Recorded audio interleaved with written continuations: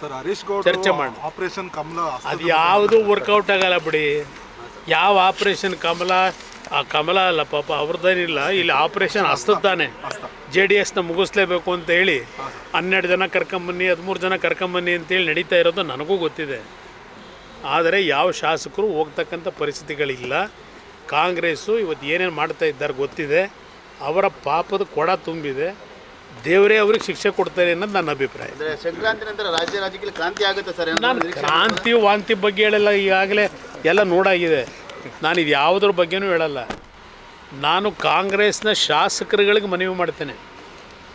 ಕಾಂಗ್ರೆಸ್ ಶಾಸಕರುಗಳಿಗೆ ಮನವಿ ಮಾಡ್ತೇನೆ, ನಿಮ್ಮೆಲ್ಲರಲ್ಲಿ ಆತ್ಮಸಾಕ್ಷಿ ಅನ್ನೋದಿದ್ದರೆ ಈಗ ಹೋಗ್ತಾ ಇರ್ತಕ್ಕಂಥ ಮಾರ್ಗ ಇದೆಯಲ್ಲ, ನೀವು ಬೆಂಬಲ ಕೊಟ್ಟಂಥ ಈ ಸರ್ಕಾರ ಯಾವ ರೀತಿ ಹೋಗ್ತಾ ಇದೆ, ಈ ನಾಡಿನ ಜನತೆಗೆ ಏನು ಮಾತು ಕೊಟ್ಟು ಬಂದ್ರಿ.